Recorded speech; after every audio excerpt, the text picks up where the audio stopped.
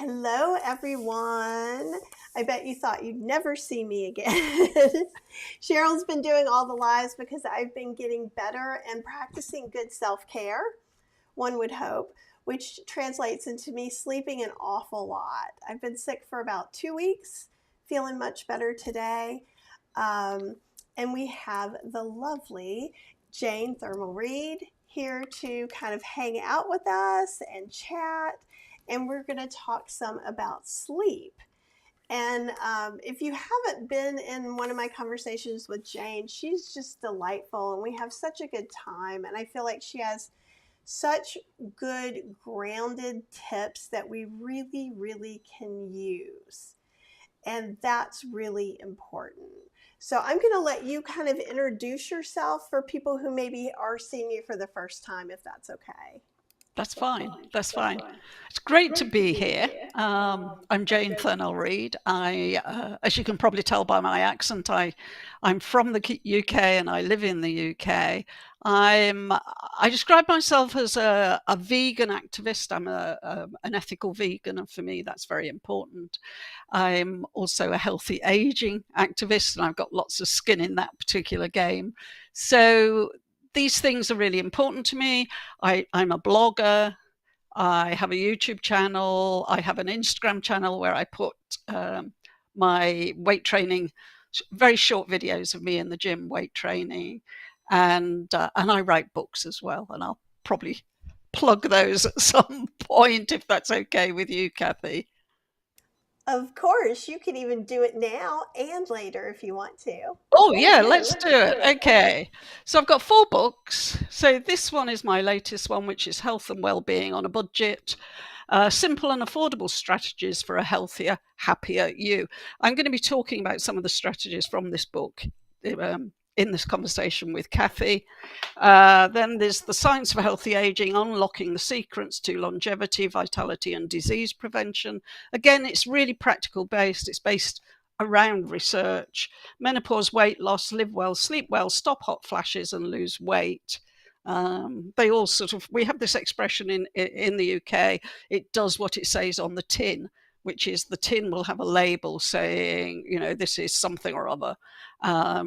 And you expect whatever's inside it to do that. So when I say it does what it says on the tin, it means whatever it says here, this is what the book actually does. And then the other one is 190 weight loss hacks, how to lose weight naturally and permanently without stress. So everything I write is very much research based. I seem to have an ability to read the research and then extract, it can be quite dense and scientific research, but I seem to be able to extract the information we need to be healthy, to be happy, the practical applications of it. So that's what I like to do. Is that enough? I could go on talking about my books for ages. That is totally fine. That's awesome. Oh, great. Vi says, hi, everyone. She's from New York. I bought the health bundle from my channel. Thank you. The bundle's really awesome. It's going to keep me busy for a long time. Yes, it will. And one of the things, let me see if I can do this real quick. See what happens. It'll be exciting. No. I'll show it in a minute. I thought I could just move it over my face, but I think I have to go to a whole other window. Actually, is it here? Yes, it is. Woo! Hey. Look at me go. This is Jane's contribution, is 100 affirmations for healthy eating. And I really like that. And also, if you guys noticed too before that, Janet, she's going to be on the show tomorrow, and we're going to be talking about plant-powered traveling. But I love the affirmations and things like that. But you guys, I'm just going to kind of, well, maybe I'm not going to scroll through that. Let's go through this way. Here we go. I'll just kind of, all of these things, if you go to the link and you're like, wait, you're going too fast, stop it. If you click the link, you can scroll through these and read each individual contribution has a blurb and what the regular price would be, so you can see if you can get your money's worth out of it. I think you can. And even my contribution is 2 of my pizza classes, so that's worth $70 right there. Now, if you are already in Kathy's Cooking Club, you have access to that, but you can still use the code to put them in your account, so if you decide to not be a member, you still have access to the pizza classes. Wink, wink, nod, nod. But Jane, you are so good. Well, I give away classes for free a lot, and people are like, well, I already have it. I'm like, just go ahead and do it again, just so that way if something happens, you can still have it. But I was wondering too if you might. And what else? A bundle. You can only buy it through March 10th. Don't ask me. It's not my rule. I can't break it for you because you guys know I break all the rules, but I can't. Once it's done, you have to buy everything individually. Nothing's been repeated in the bundle. And I'm not even going to be at my house for the last 3 days of the bundle, but I will send you some email reminders and things like that. If you guys have trouble, we will still try and answer in troubleshooting emails. But Jane, I just said Janet, so that's why I said it again. Yeah. Middle-aged brains are exciting. Could you give us a hint at one of the 100 affirmations, or give us one that's not in the book that might be good for today? Well, good for. I really want to talk about, I guess, self-care. Mm-hmm. So that's what I want to sort of wrap what we're talking about today in terms of self-care and being gentle with yourself.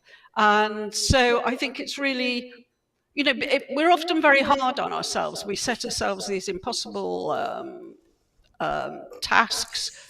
I'm only laughing because we were just talking about that. I'm like, I feel like I'm behind on 17 jobs because But, so, and then we berate ourselves because we're not doing it and so on.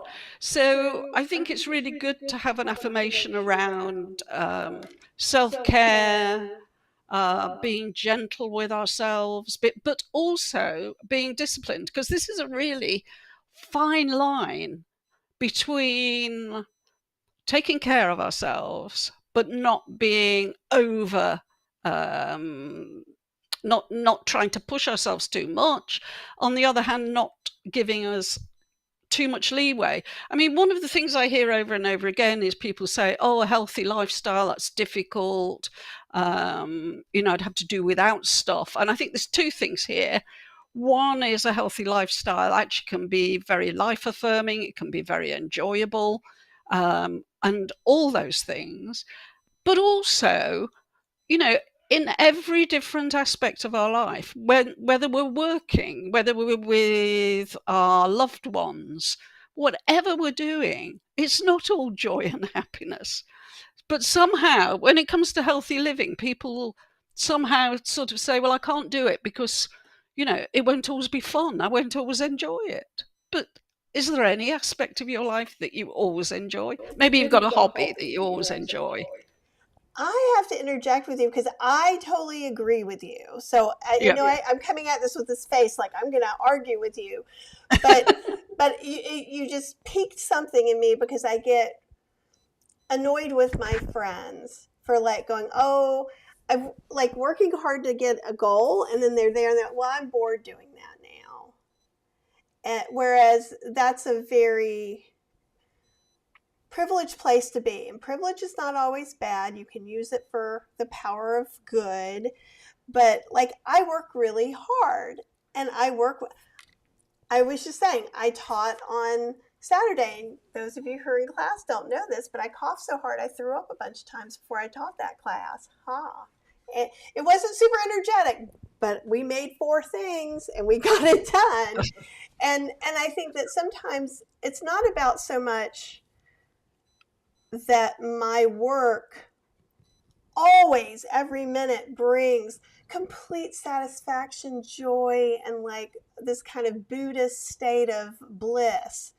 Sometimes it's like, I don't want to do that, but I have to do it. So I think that's such an important thing, because I think two things that people tend to really get wrong. One is, if I go whole food plant based, I'm not going to get any diseases and I'm never going to die. And I think it's very much this kind of same kind of thinking, right? I'm going to do the work I like, or do something I like, and therefore I'm going to like everything in my life. So thank you so much for bringing that up, because I think people get it confused. Did I enjoy teaching that class more than I would have enjoyed waiting tables? Yes. But it doesn't mean it was fun. Yeah. I mean, we have to put the work in, but we also have to find things enjoyable as well. And I want to talk about sleep, because I think, well, I know if you're not sleeping properly, it's very hard to be kind to yourself. It's very hard to be kind to other people. You tend to make bad decisions. It can be very hard to live a healthy life. I mean, not surprisingly, the researchers have found if you've had a poor night's sleep and then you go around a supermarket buying food, you are much more likely to buy junk food, comfort food, than if you've had a really good night's sleep and go shopping. So, even at that sort of microscopic level, we know that we can make really bad decisions if we don't get enough sleep. So I want to suggest some things about getting enough sleep. One of the things that I've shared that's in the book, and somebody wrote to me recently it's in my latest book, and somebody wrote to me recently and said that really works. I've had trouble sleeping for ages, and I've really found this helpful. And it's something called cognitive shuffle. So cognitive shuffle, it's got a scientific basis to it, but I'm not going to explain all about that. I'm just going to tell you how you do it. So what you do, this is for if you're not able to get to sleep, right? So if you're not able to get to sleep, then you think about a word. So and you choose a fairly neutral word. The common suggestion is something like bedroom or house or whatever it is. And then you start with the first letter, the B, and you think of an object that begins with B. Now, the idea is not that you think bills, but you think ball. You want to think about sort of neutral words. Then you think about that for 20 seconds, 30 seconds, however long. Then you go on to E and think about another object beginning with E, and you go through all the letters of bedroom or whatever your chosen word is. And then if you're still awake, you go back to the beginning again and start with B and think about another object that begins with B. And as I say, the idea is that you don't think about things that are stressful. And this actually will get you into an almost hypnotic state.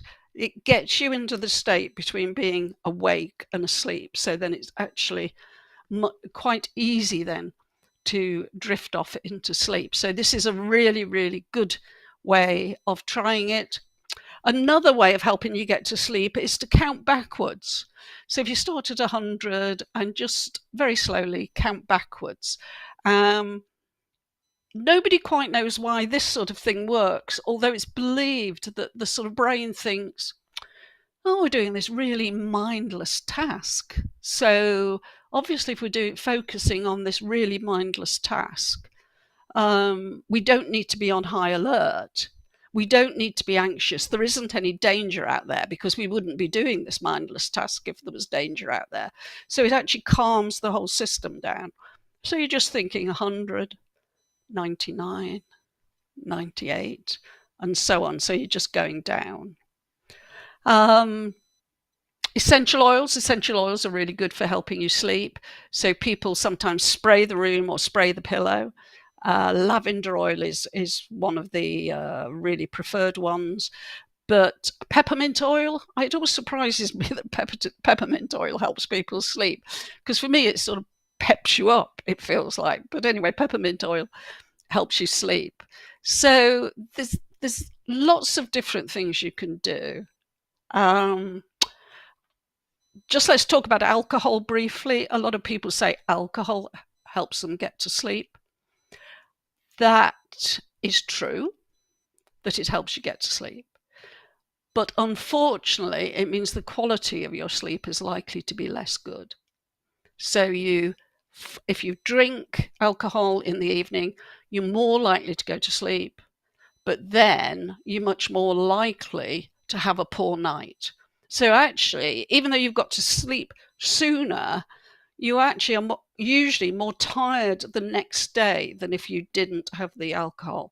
And of course, the problem with alcohol has all sorts of other problems. As we know, it has lots of health problems, and it's now fairly clear that almost, or in fact no, alcohol is safe. So maybe a glass of wine or whatever it is now and then really helps.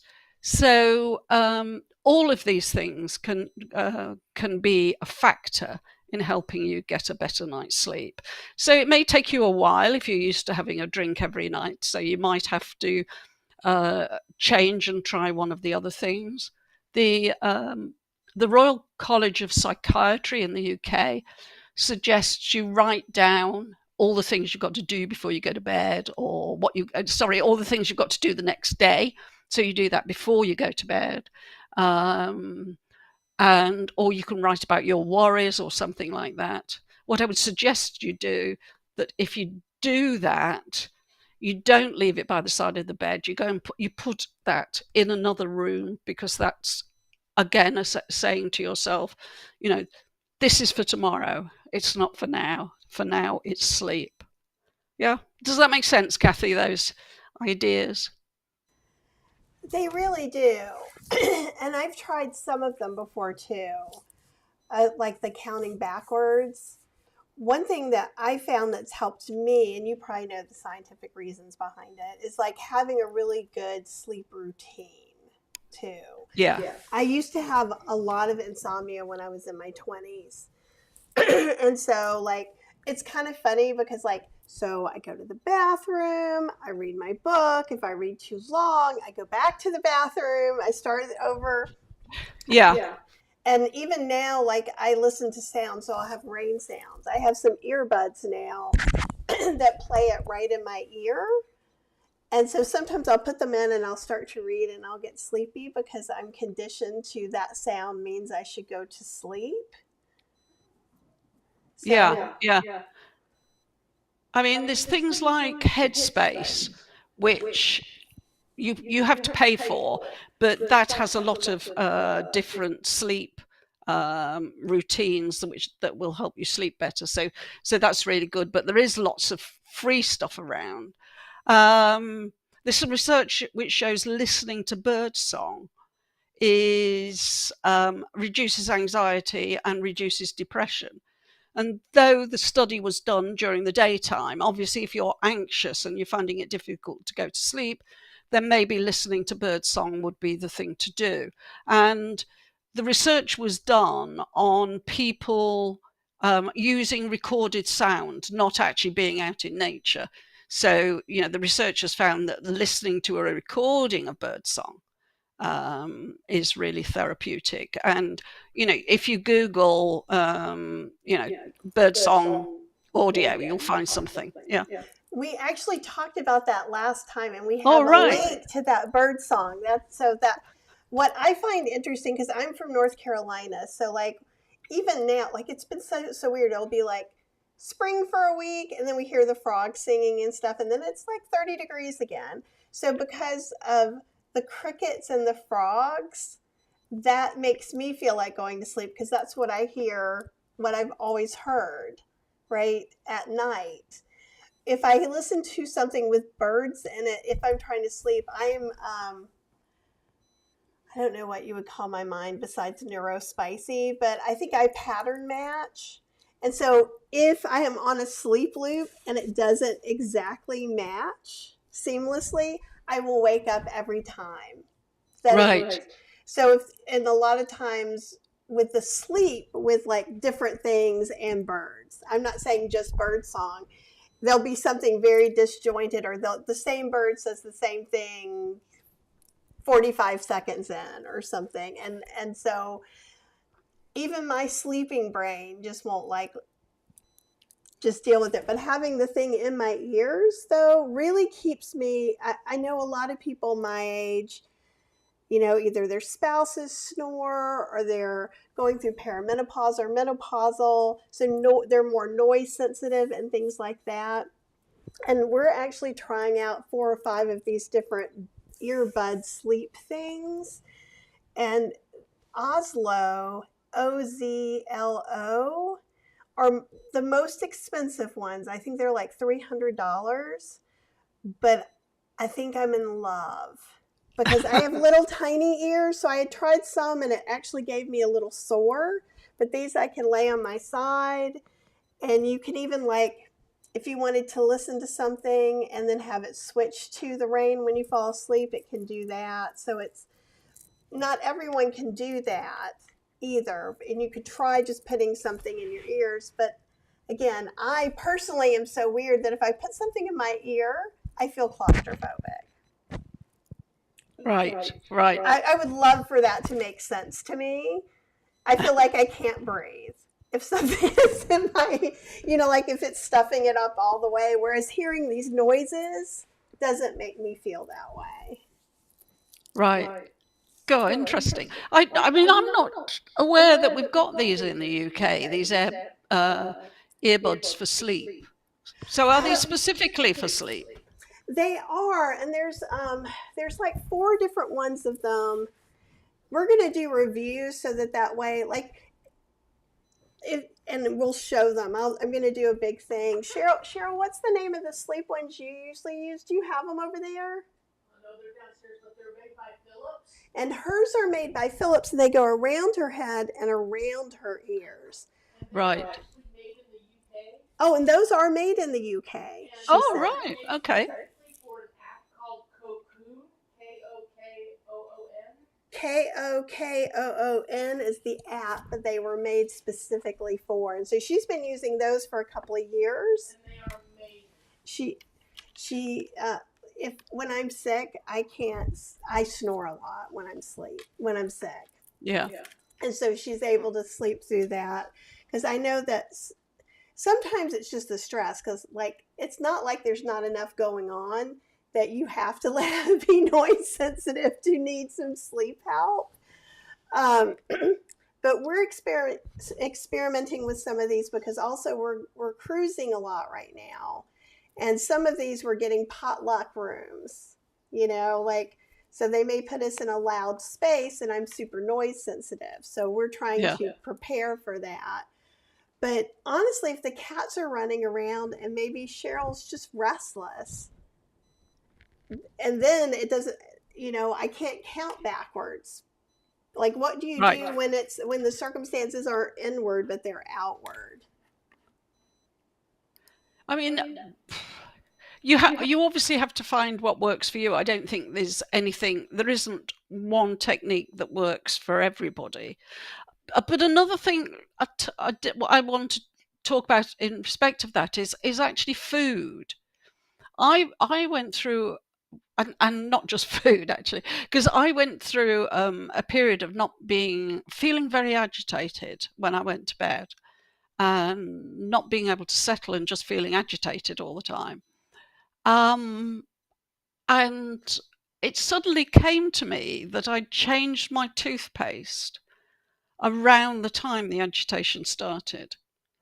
And so for the next 3 nights, I just cleaned my teeth without using any toothpaste. And the agitation went. That's fascinating. Absolutely fascinating.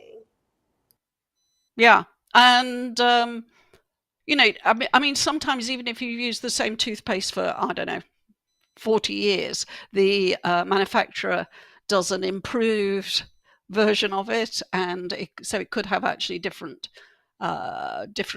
ingredients in, so you could be sensitive. And if you think about it, what's one of the last things you do before you go to bed is probably clean your teeth.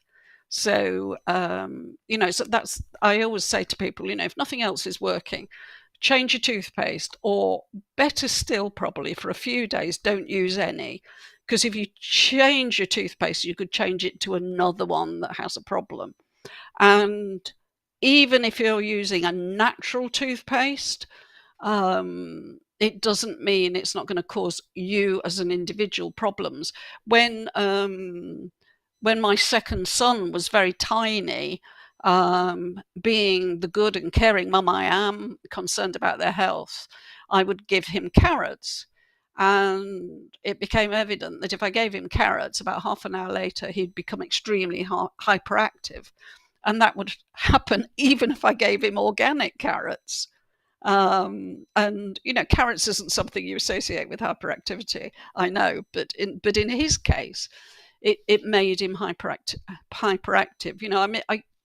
I get people often saying, "Oh, this can't be a problem because it's natural or it's organic."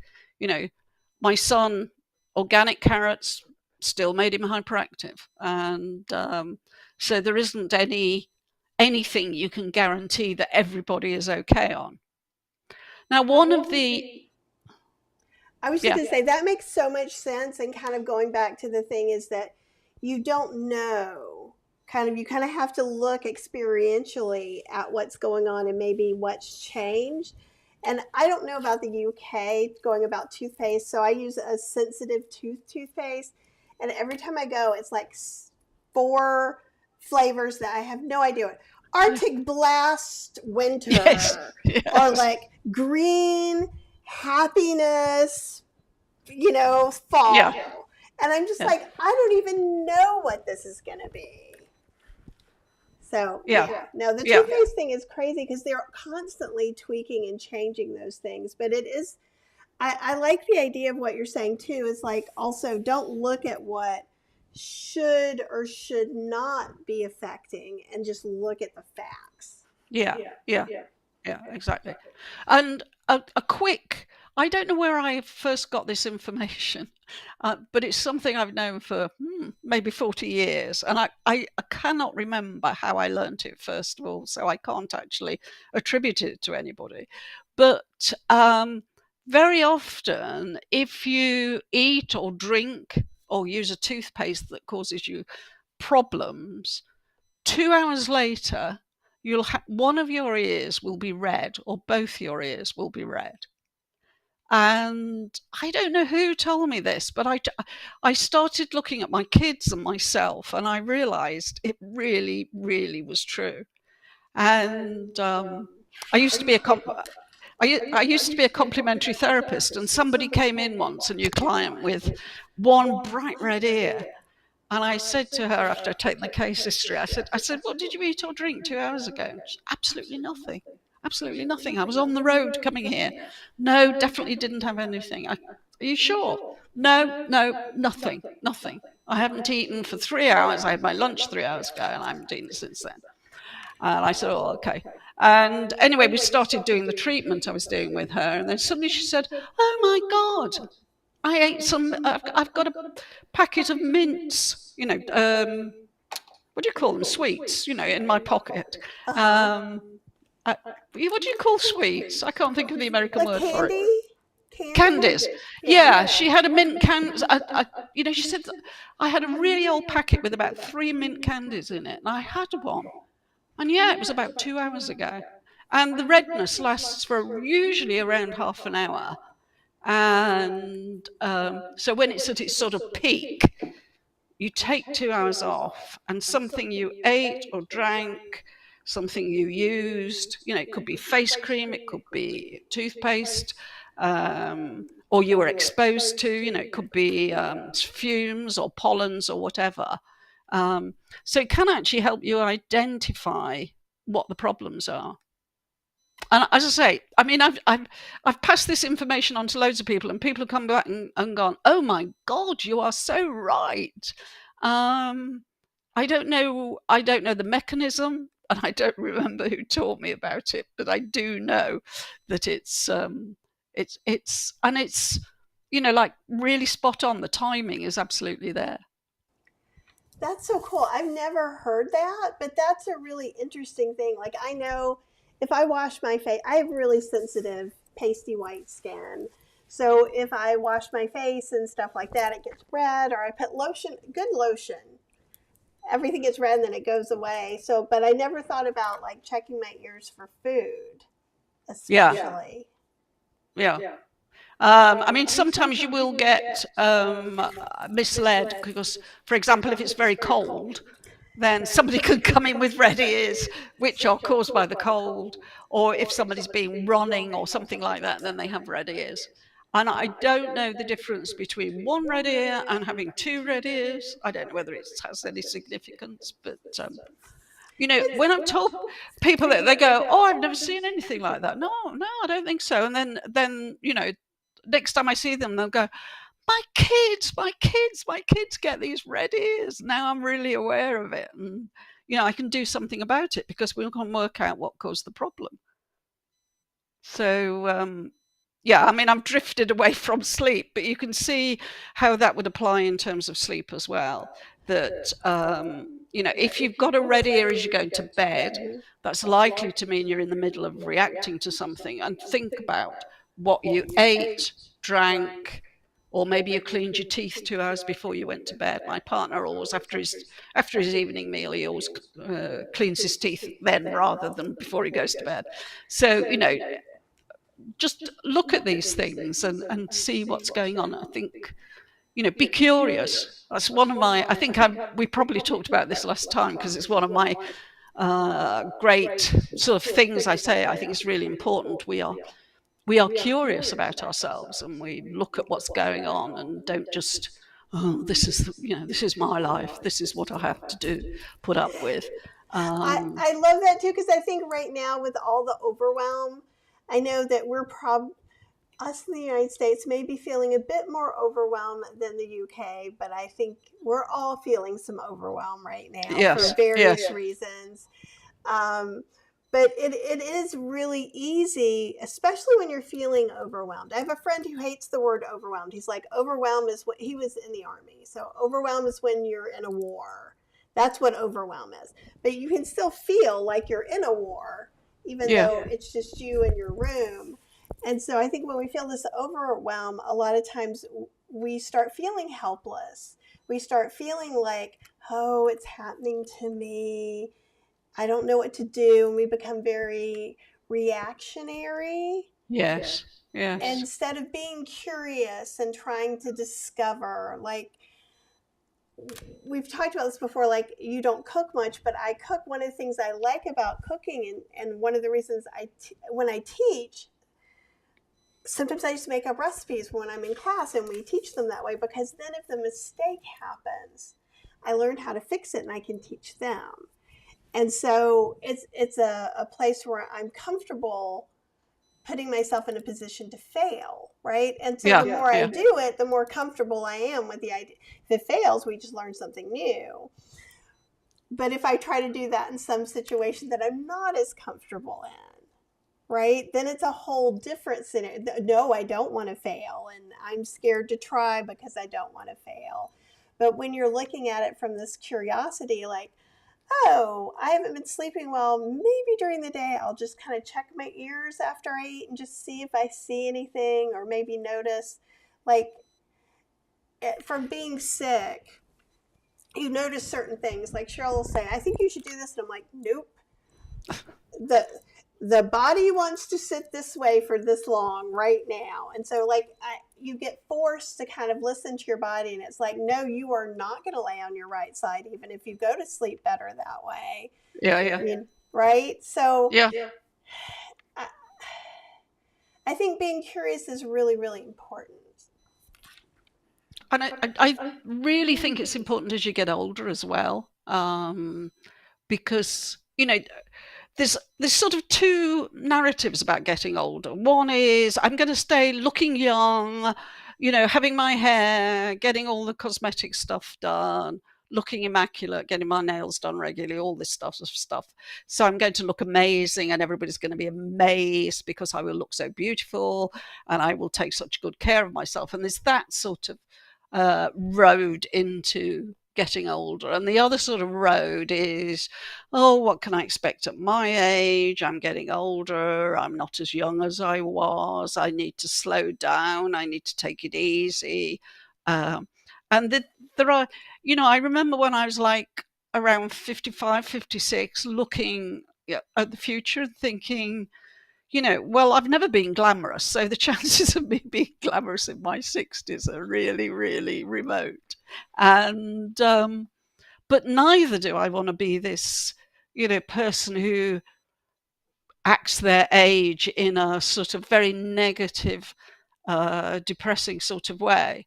And I realized after a while that what I'd done was I'd become curious about whether there was another way, which wasn't either of these two. And with time, I've become really curious about, I'm 77 now and I don't take any medication.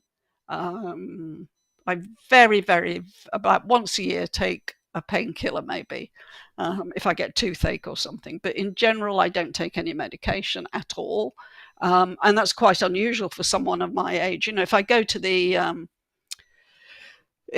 hygienist or the dentist or wherever, or the optician, one of the questions they ask is there any change in your medication? And I always say, no, I'm still not taking any. And I'm really curious if I can live my whole life without taking any medication. So in a sense, I'm not setting it as an absolute goal. I have to do this, which is the pressure. What I'm doing is I'm setting it as I'm curious. I'm going to see if it's possible for me to live my whole life never having to take any medication for a chronic condition. And that's what I would hope to achieve. But I've taken the pressure off myself, it's not a goal, one of these SMART goals that everybody talks about. It's not a goal. It's more a curiosity. Can I do it? What do I need to do to make that more likely? And of course, the things I need to do are things that we know. It's like eating healthily, taking regular exercise, having a sense of purpose, keeping my brain stimulated by learning new stuff, building friendships. And I think that becomes more important as you get older as well. A lot of people my age, if they only know people of that age, some of them start to die. And so your friendship group gets smaller. Whereas I've got really good friends who are in their 40s, in their 50s, either early 50s, late 50s. So they're actually quite a bit younger than me. So there's a good chance that they're going to outlive me. So I anticipate, I hope, I'm curious to see if I can keep a friendship group going that is still there as I get into my 80s, 90s, or whatever it happens to be. I think that's so important too, because the older you get, sometimes the more conscious you have to make friends, or consciously you have to make friends, or to put yourself out in social circles. That's something that we've done the past couple of years. There's a plant powered pod that I've spoken at before over the years, but we weren't as active because I'm an introvert and I like to stay in my house. And then we had a pandemic and we're like, oh, hey, maybe we should meet some people, right? And it's just been really delightful. We've made new friends of different ages. And actually, even one couple we're going to go on Alaska cruise with. So some of these cruises that I'm doing, we're doing with some of our friends that are meeting up with us as well, which is not something I would have thought I would do 5 years ago. And I think it is nice to have different generations of friends, both older and younger, because everyone has such a different perspective to teach. Like one of my favorite people is my grandbaby. I call him Caleb. He is not really my grandbaby, and he's like 4 feet taller than me. Like I'm 5'1" and he's like a giant. But pure Gen Z. And I'm like, when I grow up, I want to have boundaries like Caleb has. Like it's like my cats teach me no means no. Caleb teaches me some of these things, and it's just wonderful to see, and it kind of gives you this whole breath of fresh air, right? Yeah. I also like going back because I obviously have. I don't know that I've decided just to be me, and so to me that means I'm differently aged because I don't have purple hair because I don't want to have gray hair. It just makes it look like I did a bunch of different purples, right? It's a conditioner, but it makes me happy. I've wanted to have purple hair since I was 7 years old. Oh, right? really? Yeah, Wow. back in the 60s, early 70s, the women that were in their 80s or older with white hair used to dye their hair Easter egg pink, purple, and blue. Yeah. And I was all about that life. I was like, when I get that age, I'm having that hair. And also, I always say wearing silly t-shirts evidently takes 10 years off. Because when I tell people, oh, I'm going to be 60 next month, they're like, what?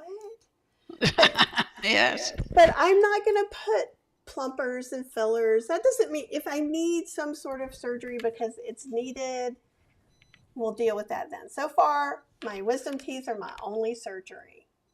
Thank you very much. Very good. And I'm Very good with good. that. But I definitely am not chasing looking young. Do you know what I mean? I understand some people it makes them feel better. But to me, I'd rather chase growing and being a better person and the inner work. I guess that's, like I feel like being 60 instead of going, oh, well, I have wrinkles and some things here, which you do, and if everybody didn't get them plumped up, we'd see them everywhere and we wouldn't worry about them anymore, right? Because that's just what happens. Yeah. I guess I don't see it as a disaster. If you could see if you look at my hands, you can see my age for sure. Yeah. They show there, and the fact that some people actually get their hands lifted. Oh, really? I didn't know that. And I'm like, I don't even like to have a cut on my finger. No, thank you.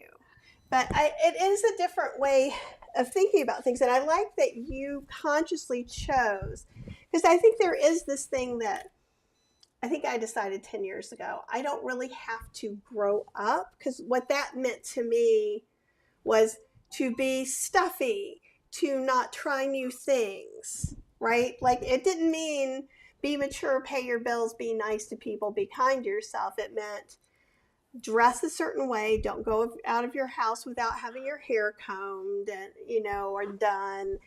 And I think a lot of people are making those kinds of choices. Because do I ever want to dress up? Sometimes.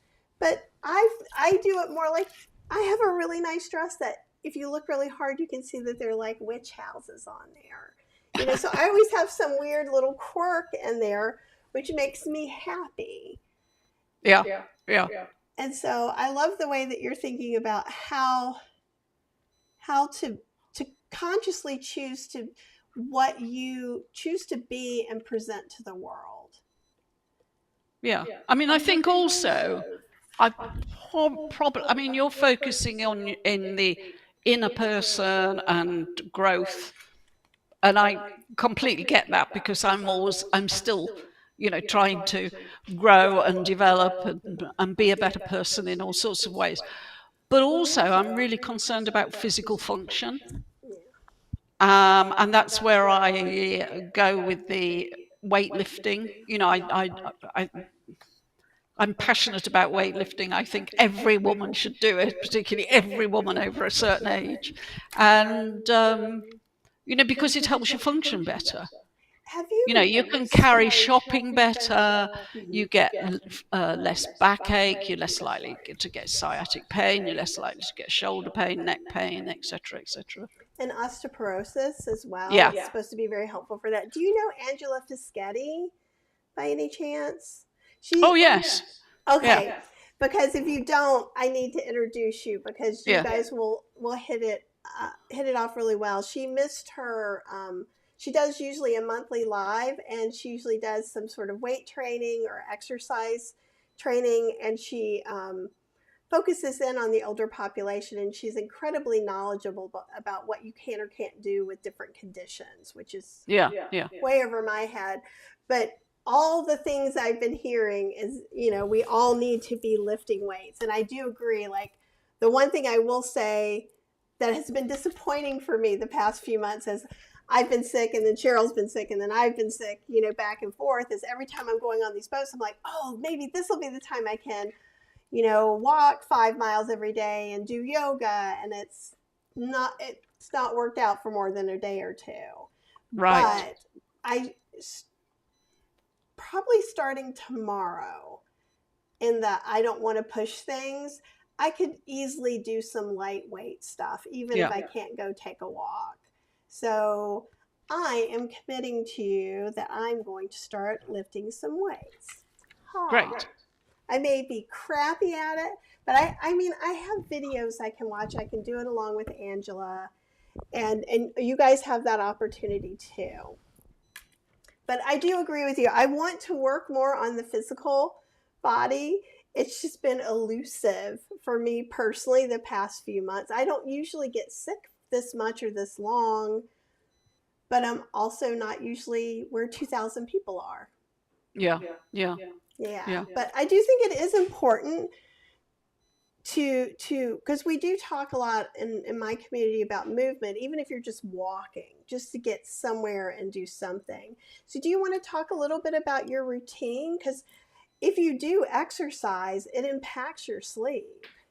Yes, absolutely. I mean, that's been shown, exercise has been shown to be beneficial for sleep. I mean, it's beneficial for our mental health. It's beneficial for our physical health. It stimulates, feel-good hormones. You don't have to be a runner and get a runner's high.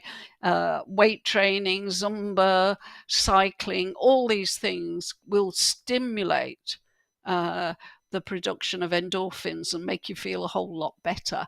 There's a wonderful quote somewhere which says, a bad mood is not a reason not to exercise. It's the very reason you need to exercise. So that was from a psychologist or a psychiatrist with lots of academic stuff behind him. So he's actually saying you need to exercise. If you're in a bad mood, you need to exercise. It may be hard to do it, but you need to do it. And my own routine, I use my bike as my main form of transport. Where I live, I'm very fortunate because it's I can cycle along the canal into Exeter, the big city close by. I can cycle to the gym. I volunteer in Exeter, so I cycle in there twice a week, and I cycle to the gym 3 times a week. On average, I cycle 45 miles a week, just getting around, getting from A to B. And I've got wet weather gear, and I go. The only time I don't go is if there's thick ice and it would be dangerous, particularly if it's black ice. But other than that, I'm on my bike in the hail, in the rain, and I think the trick is just, I just say, regardless of the weather, I'm going to do it. And, because once you start saying, oh, it's raining a bit too much today, so maybe I won't go today. And then the next time it's raining, maybe not as much as it was the previous time, but it becomes easier gradually, and then gradually you stop going. So I cycle 3 times a week, and then I go to the gym 3 times a week, and I lift quite heavy weights. I'm currently aiming to deadlift, that's lift a dumbbell with weights that's on the ground, lift and stand up straight with it. I'm aiming to do one at 80 kilos sometime fairly soon, I think. And that's what's 80 kilos. That's 160, it's about 180 pounds, I think, something something like that. So that's what I'm aiming for. That's significant. Yes, yes, Right? yeah. Wow. Yeah, I mean, I just love it. I was in the gym the other week, and somebody said to me, "Can you tell me how old you are?" And I told her, and she said, "I want to be like you when I'm your age." And I said, "Well, just keep coming to the gym and eat healthy, and you know, stay stimulated by the world and the environment and everything, and stay interested." Because sadly, I think as a lot of people get older, they get less and less interested in. I know people my age, and they're interested in themselves and their ailments, so they're looking inwards, and they want to tell you about their grandchildren, how the amazing things my granddaughter says to me. Do you know what she said the other day? She said da da da da da da da. And 2 weeks ago, she said so and so, so and so. My other grandson, da, da, da, da. And really, it's really boring after a very short period of time, listening to somebody talking like that, or somebody who wants to say how dreadful the world is. Now, I mean, a lot of us do think the world is dreadful at the moment, but there's ways of talking about it that are sort of negative, depressing, complaining. And there's ways of talking about it, trying to understand what's going on and why we are in the situation we are. And the two are very different. A journalist posted a query about wanting to talk to on a Facebook group I belong to, wanting people to talk about being invisible as they get older and ageism and stuff. I emailed her and said, the reason a lot of older people are invisible is because they're boring. And she came back to me and almost immediately said, I need to talk to you. She said it was so nice to have somebody who had a different take on it, rather than all these people say, ageism does exist without a doubt. There's a lot of stuff like that around.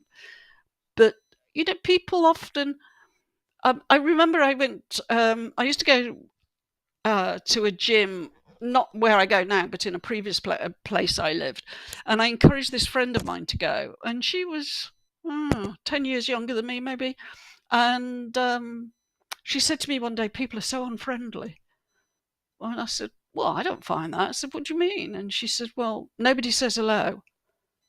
And I said, well, do you say hello to them? And she looked completely taken aback at the idea that she should say hello to them. And I said to her, do you really expect a 25-year-old chap to say hello to you in your 60s? He may not be comfortable. The only people he knows, of that age are mum and grandmum. The only people he interacts with are his mum and grandmum, or maybe, his boss. You need to talk. You need to be interested in them. And, when I go to the gym, people, hello, Jane, how are you? How's your training going? Oh, it's cold out there. Did you get cold on your bike? We have lots of lovely conversations. But, that's because I'm also interested in them, and they know I'm not going to, they come over and talk to me. A lot of people go out of their way to come over and talk to me. And because they know I'm going to say, how's your training going? What have you been doing? And sometimes, I know, like, one woman had started running and she was trying to get faster, and I was going, how are your times with your running? And and then she was really interested, and we had a long conversation. That's what it's like. But if you get older and all you've got to talk about is yourself and your ailments and your wonderful grandkids, is it any wonder people find you boring? Well, I think it's so interesting. I think you hit the nail on the head too, though, because they're not just saying hi to you. You guys are having real conversations. You're even, in a way, being minor accountability partners for each other and support. So you're building on that relationship. And it reminds me of many years ago, I moved to New Orleans. I didn't know anyone. I was young then, in my 20s, and I went to this yoga class for 4 years, and I made a lot of friends, but it took a long time. But then we knew there's still some people I still talk to. and we had different things. And, you know, if we just met out at a party, we probably wouldn't have talked to each other. And, but part of the thing is, it's not someone else's responsibility to say hello to you. And I try to go out of my way to say hello, to be nice, you know, to be kind to people, because I feel like right now people are meaner. People are meaner and ruder than ever before. So it's just one of those things. So sometimes I'll notice maybe like a young Black man coming towards me. He might be nervous because I'm an old white lady. What am I going to do? Right? So I just go, oh, hey, how are you doing? And then the whole expression change. I've created that openness. No, I want to talk to you. I'm glad to see you. And I do know, like with older people, or maybe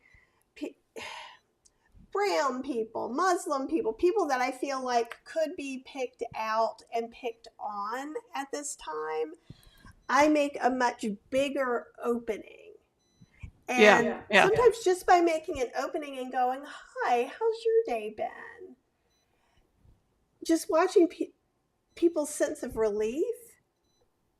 And that, and I think it helps me to do that because I am really an introvert. People think I'm an extrovert, but it's part of my kind of spiritual practice to do some of this stuff.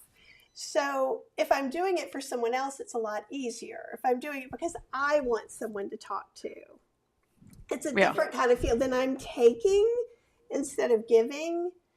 And I have a friend who's younger than me who I've said, I swear she seems like she's like 87. Because, well, why would I want to talk to them? What would they have to say that's interesting to me? And so with some of the stuff that you're saying, it kind of, well, I already know everything, so I don't need to have anything added into what's going on. And I'm not saying, again, I agree with you, there is ageism. And there are assumptions, and everybody's making assumptions. And I know I am a pasty, middle-aged white woman. So the first assumption is not who I am, but who they might be afraid of. A cheerful white woman. Right? No, I'm the nice one, I promise. But right? So I think that you do have to make that effort, like you said, but it's not even like you have to go, hello, tell me about yourself. Like with Caleb, my young friend, I was introduced to him by a friend on the phone. We talked on the phone for 2 hours. And I don't talk on the phone, but his stories were delightful. I just had a great time. And since then we're very close. He supported me. I've supported him. We've spoken at a conference together. Like, I just love him. If something happened, I would leave right now and go drive and help him. And it's just sometimes it's just these weird, wacky connections. But if you don't if I said, well, I don't really want to talk to anyone new, that's going to be hard. That would have never happened. I think, who is it? It's Dr. Lederman, right? That talks about being isolated and how we need community. And I think when things are generally stressful at the level that they are at now, we do need community. Someone said it's hard to hear me clearly. Here, I'll put it over here. See if is that better, Jules? I feel like I've been talking so loud. That we need community, and we've been trying to do some different things, like we're doing a monthly positivity circle, and we're talking with you about self-care and trying to get, so that we can all find different ways to support ourselves and our lives. And then I'm trying to make you make easy food that's healthy, right? So if we put it all together, we don't feel quite so alone. We're eating something better. Maybe we're taking a little walk or having some movement.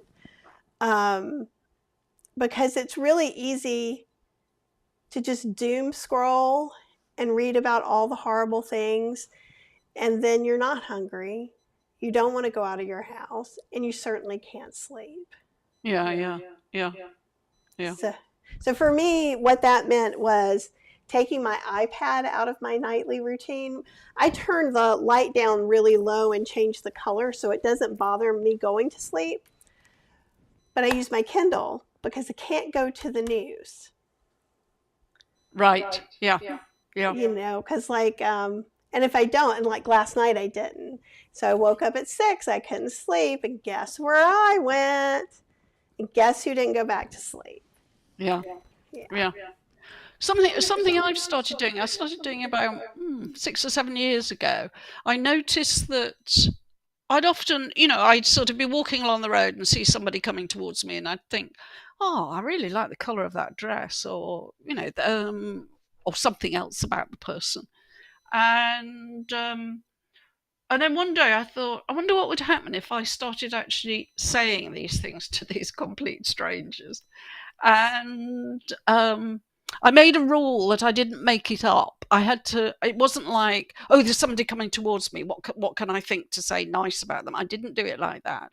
It was if it just spontaneously arose in my mind, some positive thought about this person, that I would actually say it to them. And I think I've got better at it, because when I first did it, people used to look incredibly startled, like, "Oh, what's this woman?" And and then I would repeat it, and then they'd look incredibly pleased. I mean, having a total stranger say, "You look lovely in that t-shirt," or "I love your t-shirt," or "I love your dress," or "Oh, I wish I had glasses like yours," or whatever, yeah, I totally is do the same so thing. validating. And And yet we have these thoughts, but then don't tell the people. I regularly tell complete strangers how much I like, their dress, their shoes, their hairdo, um, how well they're kitted out for the rain or whatever it happens to be. But it's so lovely to do that. And I have a friend who makes fun of me because if we all go to the grocery store, I always make a new friend. It's just Yes. like, who are you talking to? I'm like, I don't know. I just bonded with this woman over like gardening stuff over here. And like literally, I'll be like, could you believe how much that costs? What are you growing? Right? And then you're off. And the thing is that most of the time, even if there may be some things, if I knew a lot about them, I might not talk to them as much. Just as general humans, Yes. we have so much to connect over. And I used to find myself complaining, oh, this person got in front of me in line, this person did this person did that. But I didn't go, oh my God, did you see that person's hair? It was beautiful. And so I kind of put it to myself that I need to speak out loud the positive things the same way I speak out loud the negative things, so they can be more ingrained. But no, I love that. I love that you do that, because now I feel less creepy. But even being on these cruises, there'll be people, you're in an elevator with someone, and like someone had this great, I can't remember what the shirt said, but it was really cool. And I'm like, oh my God, I love your shirt. And I guess her boyfriend or husband was like, well, I bought it for her. I'm like, well, then you must be pretty groovy too. We had this, and then we just went off and said, had a nice day. And while on a cruise or in a conference, you're more likely to have some of those interactions, it's so nice to go and take a walk in your neighborhood and have that same kind of interaction. Mm. And I think that's why people are coming to you in the gym, because you are interacting with them. I think it's really easy to think you're about to get sucked in, especially when someone's like, oh, let me tell you about my bursitis. Yes. And how the rain's affecting it. And the surgery I got in 1974. And, so it's not that you can't talk about those things. And I'm not trying to say that people shouldn't share their stories, but you should share them consensually. And Cheryl is a big storyteller and likes to go on and on. Sometimes I have to go, okay, no, now it's not. If you just need to talk this out loud, that's fine. If you want me to really hear you, I need another time for this. Yeah. Red Lentil, Yellow Lentil says, I'm an introvert, but I'm also Minnesota nice. Growing up, I was in a lot of social justice groups and learned to initiate a conversation with people around a common experience. Yeah. And Jules was on the Tahiti cruise, which I think was the NHA cruise that just came back. And she loves saying hello in different languages on the cruise. And I think that's really awesome. Red lentil, yellow lentil. Oh, is it hot enough for you? It's more about connecting than the weather. Absolutely. I'm so guilty of the weather intro. Yes. Yes. Well, sometimes I think the weather intros are really good because if somebody doesn't want to talk to you, you can tell by their response to that. Whereas if they do want to talk to you, they go, "Oh yes, it's horrible, da da da da, da or whatever." Yeah. Yeah. So it could be a way of testing the water to see whether this is a conversation that's going to develop or not. It's true, and I feel like I don't know about where you are, but the weather's so crazy where we are. I'm like, how can we not talk about that? The house was open 5 days ago and it was 70 degrees, and tonight it's 23 degrees. Like the weather is just nutso. Lydia says, my mother would always tell me it costs nothing to smile at someone. Yeah. And I think it's kind of interesting whenever we've talked, we start with one subject and then it goes to where it really is a holistic conversation, and I like that a lot. Yeah, me too. Right? Because I think in our community, in the whole food plant-based community, I think sometimes we get lost in the minutia. Like, I think it's great to go, okay, I'm going to try that counting backwards thing. Or I'm going to look at my ear. Like, it's great to have some of these things to test and see if it works for you. But I think sometimes it's like, oh, I can't have blueberries and bananas anymore. What's going to happen? Because this one study said, right? And so I think it's good to think it's holistic, because my aunt, because everyone's like, what are you going to do now that the blueberry banana thing is blown up? And I'm like, I'll just put some more blueberries in there. Or I'll eat some blueberries on my oatmeal too, right? I'm really not going to think about it at all. But if it's blueberry season, I'm going to have at it. Yeah. Whereas it might be, for me, it's more beneficial for me to think, how can I squeeze in doing those weights, right? That's something that's going to bring me more lasting goodness than taking the banana out of my blueberry smoothie. Yeah, I agree. Yeah, I think we can get down a bit of a rabbit hole. And I mean, my diet, I always say my diet is 95%. So it's 95% whole food, plant-based, and then it's 5%, up to 5% rubbish. Stuff that really doesn't have any nutritional value and maybe a bit detrimental, too much salt, too much fat, too much sugar. But always vegan, because I'm an ethical vegan. So the diet's always vegan, but sometimes, I have this bit that it's okay for me to eat a very large bar of chocolate all to myself, or have lots of ice cream, if that's what I want to do some of the time. And I find, I know other people have made different quotes about perfection or things like that, but I think 90 to 95% is an obtainable goal. And that's what we try to go to generally. With the cruising, we probably are doing a little more. We're probably doing a little more like 80, 85, because there is some more oil in what we're eating. But like, I'm eating a lot of salads. I'm still eating a lot of vegetables. I'm not having to cook it. I can, it's quite easy. And I think it's easy to go 100% or nothing. The reason I think it's easy, because it's easy to quit that. Yeah. It's not easy to quit 90 to 95%. Yeah. Right. So to me, and when I was in the starch solution, Dr. Lim was like, if you did 85 to 90%, I would be thrilled. I would just be thrilled. And, because if you're doing what's healthy most of the time. Now, granted, a caveat would be if you have a serious health condition, your doctor has told you that if you eat chocolate, you're going to have a triple bypass. Obviously, this doesn't apply to you. So let's be real clear. So if you have a special condition, of course you need to listen to what your doctor says. But if you're in the general kind of population. And some people have disordered eating and therefore need to be, they can't do the 95% or the 90%. If their eating is very disordered, they may have to be have much stricter rules in order to get back to eating healthily again. Yeah. And again, it's kind of like, this conversation coming full circle. It's about being curious. How did that work for you? Yeah.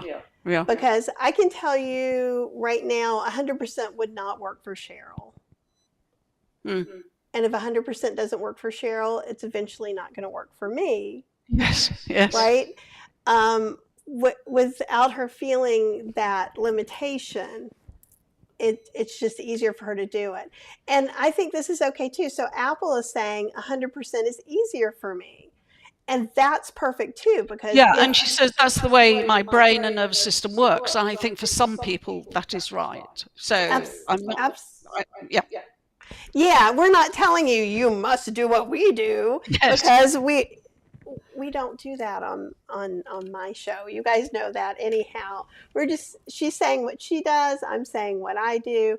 Apple's saying what she does. Yeah, exactly. And I want to put this up too. Apple, thank you for clarifying this too, because this will make it easier for people to understand. For me, 100% is not strict. It's complete liberty and makes my life easier. So she just has all of these choices within that. Whereas if I told Cheryl she couldn't have vegan pizza on the boat, that is all she would think about. Yes. Instead of just having a piece of vegan pizza and going on with her life. There's certain little things too, like they have little teeny tiny desserts. I'm going to try them. Most of them I don't even like very much. I tend to go back and get fruit. But for me, being able, if I didn't taste that beautiful dessert and know it looks better than it tastes, it's gonna own me a little bit more than if I just taste it. So, oh good. And Jules says, I need to hear that, Apple. That's how it works best for me too. And we're all different.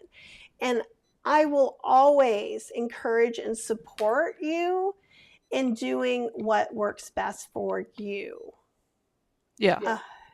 And Red Lentil, Yellow Lentil said, I decided to take the label off myself and just say I eat mostly plant-based and what makes me feel healthier. I, like everyone, have food preferences based on my values and bodily needs. Yeah, it becomes sometimes a thing that you have to decide how you're okay and how you're willing to explain yourself to other people too. I don't know if you know Dr. Lyle or not. Okay, he's a psychologist who Chef AJ works with, and so he's in the community a lot. And so he does some evolutional psychology stuff. So he's like, when you come to the tribe and the tribe's like, oh, that's weird, he goes through some of that stuff. And he's like, so what he says is, my doctor has me on this weird, crazy diet. I can't have these things. And if you're uncomfortable, that's an easy way to tell someone at a restaurant or a family member. And there's no argument. It's not like, I've decided to do this, so now they're going to be like, whoa, I'm going to argue down to the carnivore diet or the whatever. They're just like, oh, your doctor's weird, and move on. I think there was something you said last time too. Just humor me. Yes. It's a lot like just humor me. Yeah. That's really interesting. As you said it, I was thinking, what I would say is, I know you don't agree with the diet, what I'm doing, but just humor me, and it takes it takes the anger and the conflict out when you say that, because it's actually saying, I understand that you think I'm wrong. And I understand, and I'm not going to try and convince you that what I'm doing is right. I'm just actually asking you to be kind to me and let me do what I want to do, eat in the way I want to eat without any conflict over it. And people do it. It's in my latest book, and actually um, somebody who read it sent me an email saying that just humour me really works.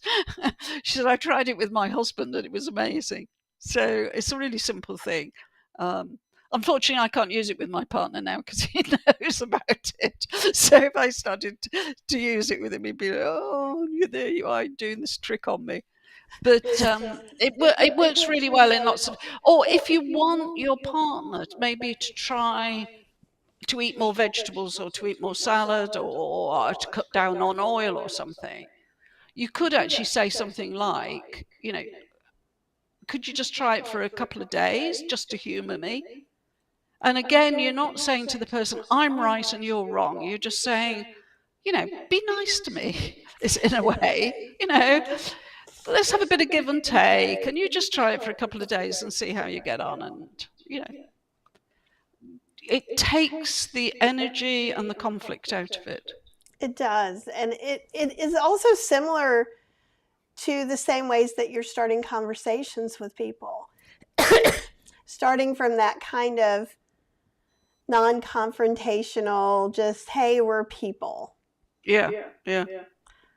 And I think I had lunch with some friends, and so one of my friends is going on Facebook and arguing politics because he feels like that's helpful somehow. And I'm like, if that's helpful for you, great. That is exactly the thing that would make me break.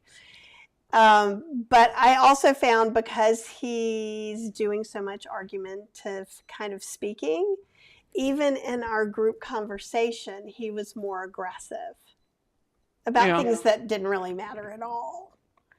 And so it made me think a little bit too, like, how are we choosing to approach things? Are we choosing how we speak? So I don't know. Just another thing for me to meander about, right? Do you have any final kind of tips, tricks, or words for us?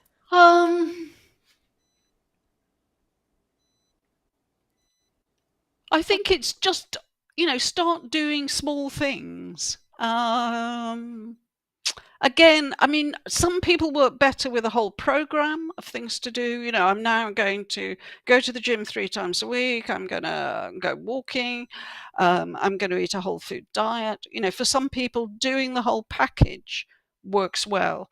For the vast majority of people, I don't think it does. So I think what you need to do is find the most doable things. And if you find something that's doable and do it, then you start to build momentum. And so then you can do more because you're building momentum as you do it.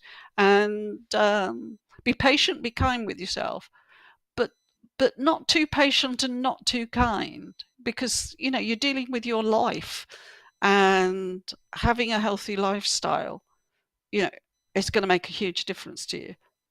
When I see myself compared with people my age who aren't living a healthy lifestyle, I'm absolutely glad I do.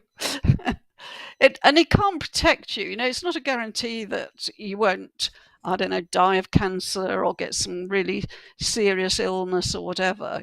That does happen to people. And there are people who, live to 105 and smoke cigarettes and eat McDonald's every day.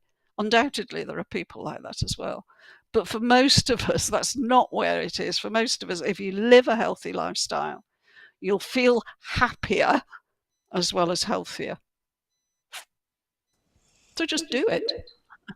I think that's a perfect way to send all of this off. And thank you so much, Jane, for coming and joining us. I'll send out some times maybe for May or June if you're interested. We're going to be gone a lot in April. And then maybe we can even meet up. If we can meet up, maybe we can even do a live interview. But yes. Yeah, in the When are you summer. in the UK? July and August. All right. Often. Okay. Yeah. So back and forth with a lot of things. This is the most complicated trip I've ever planned in my entire life. And I'm having to learn about Iceland and UK at the same time. So one of my 17 jobs, which will probably be my favorite job by the time July and August come around. So we're super excited. The one thing Cheryl did book is at Universal Studios. They have vegan tea at the Harry Potter thing.